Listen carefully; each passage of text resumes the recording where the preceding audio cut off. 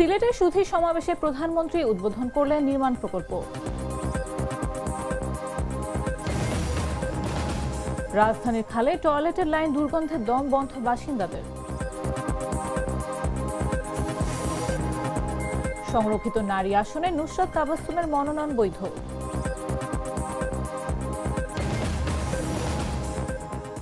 যুদ্ধবিরতি থাকা ইরান যুদ্ধের জন্য অনুমোদন প্রয়োজন নেই কংগ্রেসকে ট্রাম্প। এবং ম্যারাডোনার মৃত্যু মামলায় সাক্ষ্যে উঠে এলো মানসিক রোগের প্রসঙ্গ।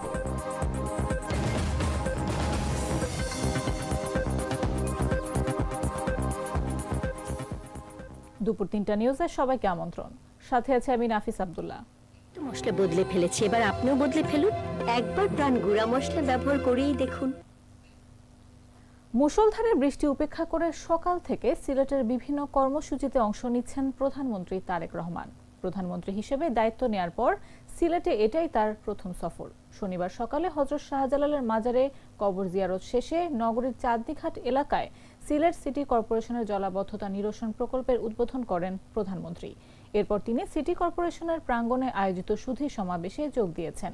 এ সময় উপস্থিত ছিলেন প্রধানমন্ত্রীর সহধর্মিণী জুবাইদা রহমান, বাণিজ্যমন্ত্রী খন্দকার আব্দুল মুক্তাদির, প্রবাসী কল্যাণ মন্ত্রী আরিফুল হক চৌধুরী, প্রধানমন্ত্রীর উপদেষ্টা হুমায়ুন কবির, সিলেট সিটি কর্পোরেশনের প্রশাসক আব্দুল কাইয়ুম চৌধুরী সহ সরকারের মন্ত্রী, এমপি, প্রধানমন্ত্রীর উপদেষ্টা সহ ঊর্ধ্বতন কর্মকর্তারা। এ সময় প্রধানমন্ত্রীকে এই প্রকল্পের বিষয়বস্তু তুলে ধরেন সংশ্লিষ্টরা। প্রকল্পটির মোট ব্যয় ধরা হয়েছে ৪,৬৩৫ কোটি টাকা। প্রকল্পের আওতায় নদীর তীর সংরক্ষণ, আধুনিক ওয়াকওয়ে নির্মাণ, সবুজায়ন, দৃষ্টিনন্দন নগর অবকাঠামো গড়ে তোলা এবং বন্যা নিয়ন্ত্রণ ব্যবস্থার উন্নয়ন করা হবে। এর আগে প্রধানমন্ত্রী তারেক রহমান তার গুলশানের বাসা থেকে রওনা হয়ে সকাল ৯টা ২০ হযরত শাহজালাল আন্তর্জাতিক বিমানবন্দরে যান। পরে ঢাকার শাহজালাল আন্তর্জাতিক বিমানবন্দর থেকে ইউএস বাংলা এয়ারলাইন্সের একটি প্লেনে করে রওনা হয়ে সকাল ১০টায় সিলেট ওসমানী আন্তর্জাতিক বিমানবন্দরে অবতরণ করে।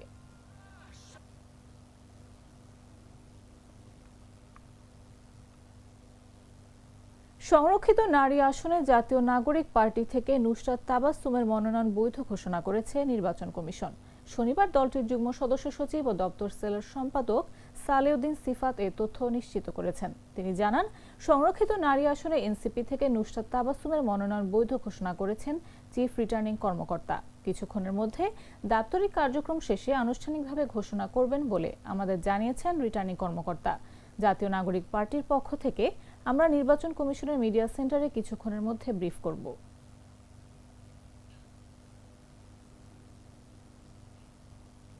রাজধানীর খালগুলো একসময় ছিল জলপ্রবাহের প্রাণ, এখন সেগুলো পরিণত হয়েছে উন্মুক্ত পয় নিষ্কাশন ব্যবস্থায়। মোহাম্মদপুরের চানমিয়া হাউজিং থেকে কল্যাণপুর, মান্ডা থেকে শ্যামপুর অসংখ্য বাসাবাড়ির টয়লেট লাইন সরাসরি গিয়ে পড়ছে খালে। কালো পানিতে ভাসছে মানববর্জ্য ও দুর্গন্ধে নাক চেপেই বসবাস বাসিন্দাদের। হাজার কোটি টাকার প্রকল্প চললেও বাস্তবে দূষণ কমার কোনো দৃশ্যমান পরিবর্তন নেই। মফিজুল সাদিকের তথ্যচিত্রে বিশেষ রিপোর্টে বিস্তারিত।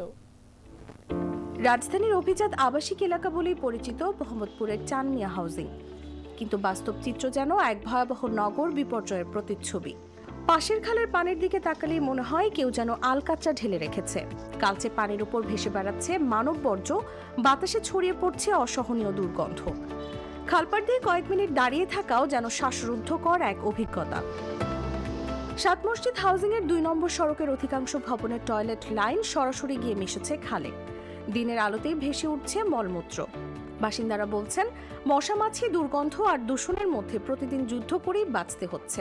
যে বাথরুমের লাইন, ওয়াশার লাইন পুরা ময়লায় পুরা জর্জরিত। আর আমাদের একটু বৃষ্টি হইলেই আমাদের এলাকা পুরা তলায়া জায়গা, এটা খালটা ভরে গেছে ময়লায়। এ কারণে আমাদের অনেক কষ্ট হয়। আর ময়লা ছয়লা এটা মশা মাছি, অনেক দুর্গন্ধ হয় আর আমাদের রোগ জীবাণু হয়। আমাদের ঘর বাড়ির টিন এদিকে তো আমরা বস্তি এলাকার মধ্যে আছি, টিন নষ্ট হয়ে যায়, আমাদের বাচ্চা কাচ্চা অসুস্থ হয়ে পড়ে। টয়লেটের লাইন আছে, তারপর বিভিন্ন ময়লার মানুষের পোতলা পাতলে হালায় নষ্ট করে করে এক হাত নাই। একই অভিযোগ কল্যাণপুর, মান্ডা, শ্যামপুর, জিরানি কিংবা কালুনগর খালপাড়ের মানুষেরও। অথচ এই মানববর্জ্য ঠেকাতে একদিকে চলছে ৫,১৮৭ কোটি টাকার স্যানিটেশন উন্নয়ন প্রকল্প, অন্যদিকে ৪ খাল পুনরুদ্ধারে প্রায় ৯০০ কোটি টাকার প্রকল্প। কিন্তু বাস্তবে খালের পানি এখনো বিষাক্ত। পারে নেই স্বস্তি, নেই দৃশ্যমান পরিবর্তন। বিশেষজ্ঞরা বলছেন ঢাকা ওয়াসা ও সিটি কর্পোরেশনের দায়িত্বহীন সমন্বয়হীনতাই এই বিপর্যয়ের মূল কারণ। আর প্রকল্পের পর প্রকল্প ঘোষণার মাঝেই প্রশ্ন তুলছেন নগরবাসী, খাল কি সত্যি উদ্ধার হবে নাকি বাজেটের কাগজেই আটকে থাকবে ঢাকার ভবিষ্যৎ? নিউজ ডেস্ক, জাগো নিউজ। দর্শক, এই মুহূর্তে স্টুডিওতে আমাদের সঙ্গে কথা বলার জন্য উপস্থিত আছেন জাগো নিউজের সিনিয়র রিপোর্টার মফিজুল সাদিক। সাদিক, স্বাগত আপনাকে। আপনাকে ধন্যবাদ আমাকে এখানে আমন্ত্রণ রিপোর্টটিতে জানানোর। যেমনটি দেখছিলাম, তার উপর ভিত্তি করে জানতে চাই যে বর্তমানে রাজধানীর খালে দেখা যাচ্ছে দিনের আলোতেই মানব বর্জ্য ভাসছে। এটা কেন হচ্ছে? এটা কি রাষ্ট্রের অব্যবস্থাপনার ফলে হচ্ছে নাকি কেন হচ্ছে? এটা মানে রাষ্ট্রের ব্যর্থতাটা কোথায় এখানে? ধন্যবাদ আপনাকে। আসলে আমি সরেজমিনে কয়েকটি খাল পরিদর্শন করেছি রিপোর্টটা করার উদ্দেশ্যে। এর মধ্যে অন্যতম আপনার কল্যাণপুরে একটা খাল আছে, এরপরে মান্ডা আছে, এরপরে মোহাম্মদপুরের কয়েকটা খাল আছে। এবং আমি দেখেছি যে খাল পাড়ের যেসব বাসাগুলো, টয়লেটের লাইন সব খালের সাথে সংযুক্ত। সুতরাং মানব বর্জ্য সহ ময়লা পানি সব কিছু এই খালকে কেন্দ্রিক গড়ে ওঠে। কিন্তু আসলে আমাদের সিটি কর্পোরেশন একটা প্রজেক্ট নিয়েছিল প্রায় 5,000 কোটি টাকা, স্যানিটেশন যে আধুনিকায়ন বা ব্যবস্থাপনাকে উন্নত করার জন্য। এই প্রজেক্টটা প্রায় শেষের পথে, হয়তো 10% ঠিকাদারের বিল বাকি আছে, বাট কাজ অলমোস্ট শেষ। কিন্তু আমরা দেখেছি যে যে উদ্দেশ্যে প্রজেক্টটি নেওয়া হয়েছিল সেই উদ্দেশ্য কিন্তু এখনও বাস্তবায়ন হয়নি। আর একটা বিষয় হচ্ছে যে এখানে যে আপনার সিটি কর্পোরেশন এবং ওয়াসার মধ্যে যে একটা যে দুই ধরনের একটা টানা পড়েন, দেখেন বাসা বাড়িগুলো কিন্তু সিটি কর্পোরেশনের, খালগুলো আবার ওয়াসার। এই জন্য কেউ কারোর উপরে দায়িত্ব নিতে চায় না। এই জন্য দেখা যায় যে আমি বলবো যে সঠিক ব্যবস্থাপনার অভাব আছে, আর সেইভাবে আসলে খালগুলোর দিকে নজর দেওয়া হয়নি। যে কারণে কিন্তু দেখেন, আপনি যদি কোনো খাল পাড়ে হেঁটে যান, আপনি হাঁটতে পারবেন না, এত দুর্গন্ধ, এবং নিরুপায় হয়ে অনেকে বসবাস করে। অব্যবস্থাপনায় আমি বলবো যে প্রধান দায়ী এর জন্য। আচ্ছা, সম্প্রতি ইতিমধ্যেই খালে মানব বর্জ্য ঠেকাতে 5,000 কোটি টাকার বেশি প্রকল্প অলরেডি চলমান রয়েছে। তাহলে এখানে চিত্রটা কিন্তু একই রয়ে গেল। টাকা খরচ হচ্ছে কিন্তু ফলাফলটা আসলে কোথায় দেখা যাচ্ছে এখানে? এখানে যে আমি আপনাকে যেটা বললাম যে প্রজেক্ট যে উদ্দেশ্য নেওয়া হয়, একটা প্রজেক্ট এখানেকে পাশ করানোর আগে অনেক অনেক কথা বলা হয় যে আমরা যদি 5,000 কোটি টাকার প্রজেক্ট আপনি আমাদের অনুমোদন দেন, আমি এই করব, ওটা করব, সেটা করব। কিন্তু দেখা যায় অনুমোদনের পরে আর এগুলো কিছুই করে না, এই দোষারোপ করে যে এবং এই প্রজেক্টের একটা গুরুত্বপূর্ণ কম্পোনেন্ট ছিল যে খালপাড়ে যেসব বাড়িগুলো আছে, মানব বর্জ্য যে লাইনগুলো, এগুলোকে তারা সিলগালা করবে।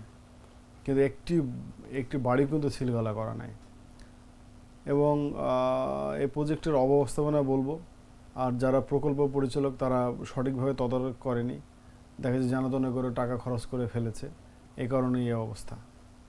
কিছুক্ষণ আগে বলছিলেন যে ঢাকা ওয়াসা সিটি কর্পোরেশনের দায়িত্ব নিয়ে টানাপোড়েনের খেসারত যে সাধারণ মানুষকে কিন্তু এটা পোহাতে হচ্ছে। কি মনে হয় এটা কেন হচ্ছে? এটা দেখেন, আপনাকে বলি, আপনার নিশ্চয়ই মনে আছে যে আমাদের যে ট্যানারিগুলো, চামড়া শিল্প, ট্যানারিটা সাভার, ঢাকা থেকে সাভারে গেছে, আমাদের বুড়িগঙ্গাকে কিন্তু বাঁচিয়ে দিয়েছে অনেকটা, আগের থেকে তুলনায় অনেক ভালো।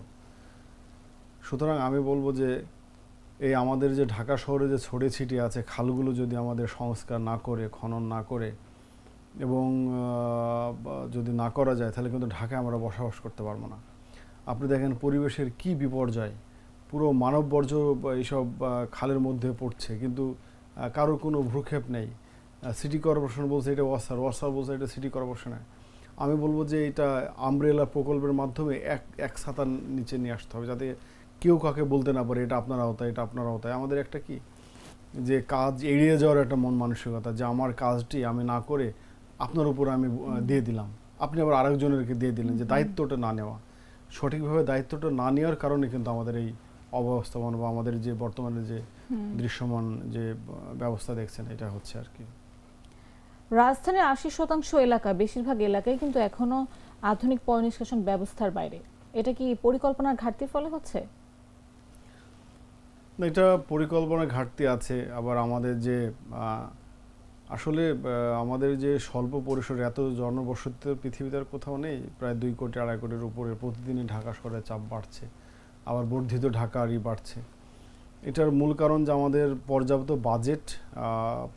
বাজেট নেই, আর যেটুকু আছে সেটুকুই সুষ্ঠুভাবে বাস্তবায়ন নেই।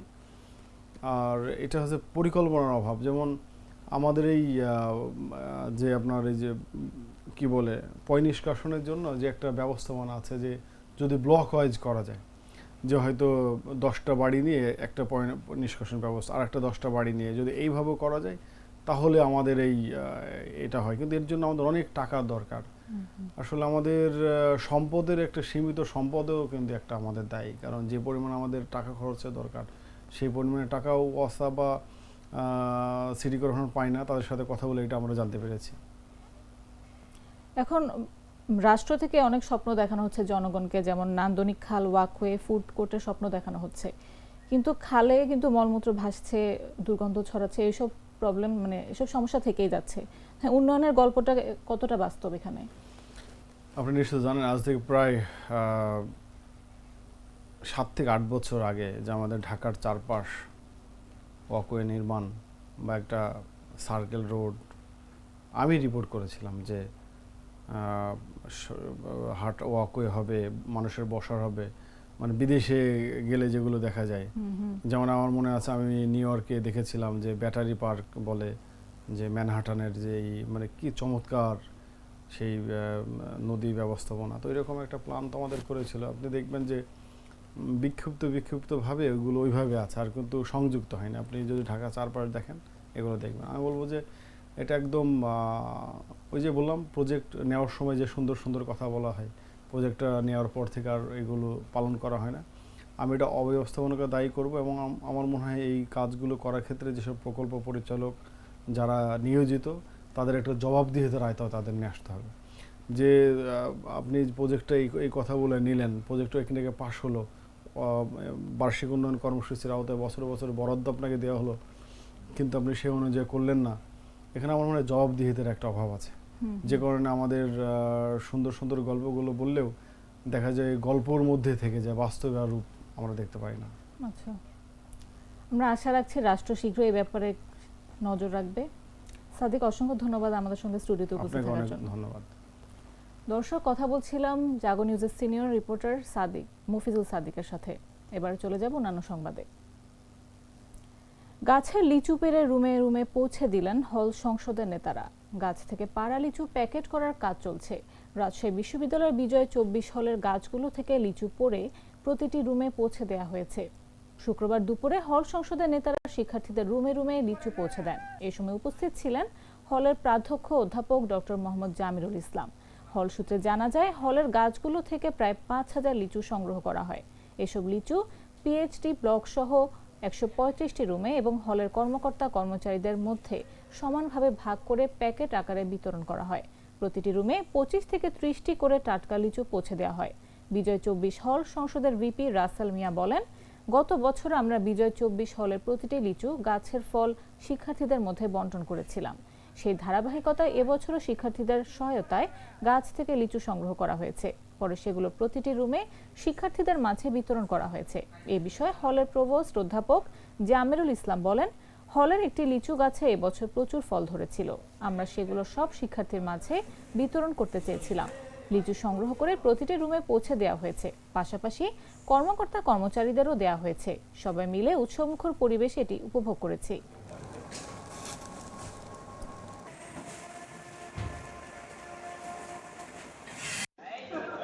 লিজু ভাই একটু রোধ করেন না। আমরা গত বছর বিজয় 24 হল থেকে এই লিচু গাছ থেকে লিচু পেড়ে আমরা শিক্ষার্থীর মধ্যে প্রত্যেকটা রুমেই আমরা বন্টন করে দিয়েছিলাম। তারই ধারাবাহিকতায় আমরা দেখতে পেয়েছি বাংলাদেশের বিভিন্ন ক্যাম্পাসগুলোতে আম, লিচু বা অন্যান্য ফল ফলাদি পেরে তারা অনুরূপ উৎসবে মেতে উঠেছিল। এটা প্রশংসা পাওয়ার যোগ্য। এক সময় কোনো কিছুই হতো না, পাতাসহ আগে ছেড়ে নেওয়া হতো। আমাদের জুলাই বিপ্লবোত্তর শিক্ষার্থীরা যে ধৈর্য ধারণ করেছে, শিক্ষার্থীরা শৃঙ্খলায় ফিরেছে, আনুগত্যে ফিরেছে, শিক্ষার পরিবেশের মধ্যে আছে। আজকে এই মধুমাসির যাওয়ার আগে মধু মাসের শুরুতেই লিচু বিতরণ সেটাই প্রমাণ করে। পটুয়াখালীর কলাপাড়ায় মেহেরুন্নেসা উর্মি নামের এক নারী পুলিশ সদস্যের মরদেহ উদ্ধার করেছে পুলিশ।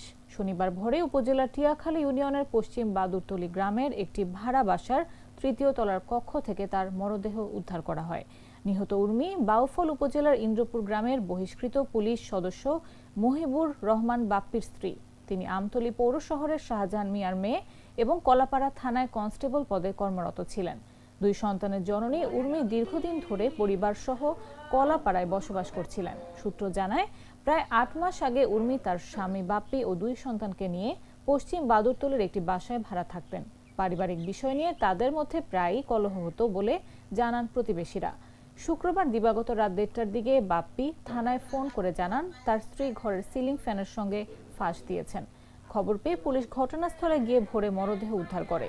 পুলিশ জানিয়েছে, প্রাথমিক সুরতহাল রিপোর্ট করা হয়েছে এবং মরদেহ ময়নাতদন্তের জন্য পটুয়াখালী মর্গে পাঠানো হচ্ছে। কলাপাড়া থানার ওসি নজরুল ইসলাম বলেন, প্রাথমিকভাবে এটি আত্মহত্যা মনে হলেও বিষয়টি গুরুত্ব দিয়ে তদন্ত করা হচ্ছে। ঘটনার সঙ্গে অন্য কোনো কারণ জড়িত কিনা তা খতিয়ে দেখা হচ্ছে।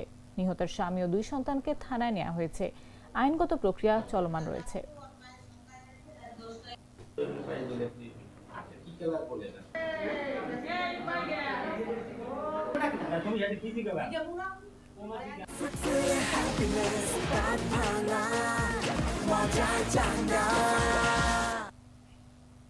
জানাবো আন্তর্জাতিক সংবাদ।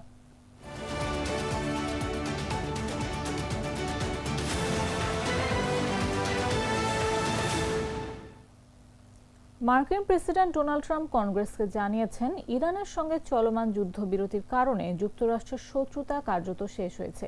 ফলে সামরিক পদক্ষেপ চালিয়ে যেতে কংগ্রেসের অনুমোদনে নির্ধারিত 60 দিনের সময়সীমা তার ক্ষেত্রে প্রযোজ্য নয় বলে তিনি দাবি করেছেন। আইন অনুযায়ী প্রেসিডেন্টকে সামরিক অভিযানের 60 দিনের মধ্যে কংগ্রেসের অনুমোদন নিতে হয়, নতুবা যুদ্ধ কার্যক্রম বন্ধ করতে বাধ্য থাকেন। তবে কংগ্রেস নেতাদের কাছে পাঠানো এক চিঠিতে ট্রাম্প উল্লেখ করেন, গত মাসে হওয়া যুদ্ধবিরতির পর 2026 সালের 7 এপ্রিল থেকে যুক্তরাষ্ট্র ও ইরানের মধ্যে আর কোনো সংঘর্ষ হয়নি। অন্যদিকে যুক্তরাষ্ট্র ও ইরানের এখনও দীর্ঘমেয়াদের শান্তি চুক্তিতে পৌঁছাতে পারেনি। ইরানের গণমাধ্যম জানিয়েছে, পাকিস্তানের মাধ্যমে তেহরান থেকে নতুন একটি প্রস্তাব পাঠানো হয়েছে, যদিও এর বিস্তারিত প্রকাশ করা হয়নি। এদিকে ট্রাম্প স্বীকার করেছেন, একটি চুক্তিতে পৌঁছানো কঠিন হয়ে পড়েছে। তিনি বলেন, যুদ্ধে ইরানের শীর্ষ সামরিক কর্মকর্তাদের নিহত হওয়ায় দেশটির নেতৃত্ব বিভ্রান্ত অবস্থায় রয়েছে। আইনটির ব্যাখ্যা নিয়ে বিতর্ক তৈরি হয়েছে। মার্কিন যুক্তরাষ্ট্রের কংগ্রেসের কিছু সদস্য মনে করছেন, যুদ্ধবিরতি থাকলেও 60 দিনের সময়সীমা থেমে থাকে না।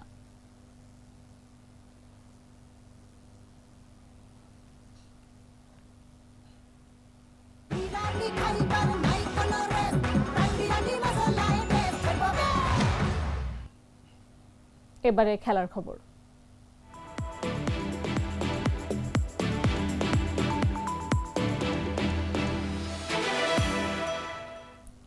প্রয়াত আর্জেন্টাইন কিংবদন্তি ডিয়েগো ম্যারাডোনার বাইপোলার ডিসঅর্ডার ছিল এবং তিনি নার্সিসিস ধরনের ব্যক্তিত্বের অধিকারী ছিলেন বলে আর্জেন্টিনার আদালতে বৃহস্পতিবার সাক্ষ্য দিয়েছেন একজন মনোবিজ্ঞানী। আর্জেন্টিনার সংবাদ মাধ্যমের বরাতে এ তথ্য জানা গেছে। তিনি আরও জানান, বিশ্ব ফুটবলের এই কিংবদন্তির জন্য সম্পূর্ণভাবে অ্যালকোহল মুক্ত চিকিৎসা পরিকল্পনা প্রয়োজন ছিল।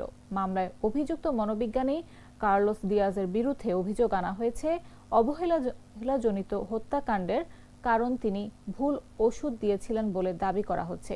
তিনি মোট 7 জন আসামির একজন, যাদের বিরুদ্ধে ম্যারাডোনার মৃত্যুর জন্য ফৌজদারি দায়িত্ব রয়েছে। তিনি আদালতে বলেন, 2020 সালের 26 অক্টোবর ম্যারাডোনার সঙ্গে তার দেখা হয়েছিল মৃত্যুর 29 দিন আগে। সে সময় তিনি আর্জেন্টাইন কিংবদন্তিকে সোফায় বসে ওয়াইন পান করতে দেখেছিলেন। তিনি আরও বলেন, প্রথম দেখায় তিনি হতবাক হয়েছিলাম, কারণ তিনি আমার বাবার মতোই ছিলেন, একজন মাদকাসক্ত যিনি কয়েক মাস আগে মারা গিয়েছিলেন। দিয়াজ জানান, তিনি বিশ্বাস করতেন ম্যারাডোনা নিজের জীবনধারা বদলাতে চান এবং সেই অনুযায়ী অ্যালকোহল পরিহার ভিত্তিক চিকিৎসা পরিকল্পনা তৈরি করা হয়েছিল। তিনি আরও দাবি করেন, টক্সিকোলজি রিপোর্ট অনুযায়ী মৃত্যুর আগে ম্যারাডোনা 23 দিন কোনো ড্রাগ ব্যবহার করেননি।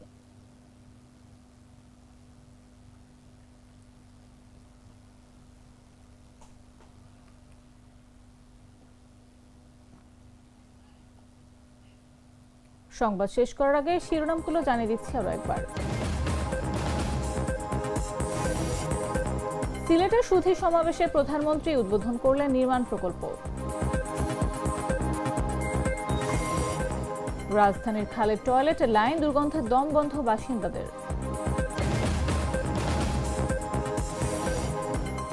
সংরক্ষিত নারী আসনে নুসরাত তাবাসসুমের মনোনয়ন বৈধ।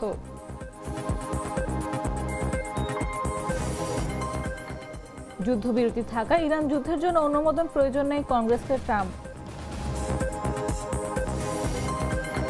এবং ম্যারাডোনার মৃত্যু মামলার সাক্ষী উঠে এলো মানসিক রোগের প্রসঙ্গ।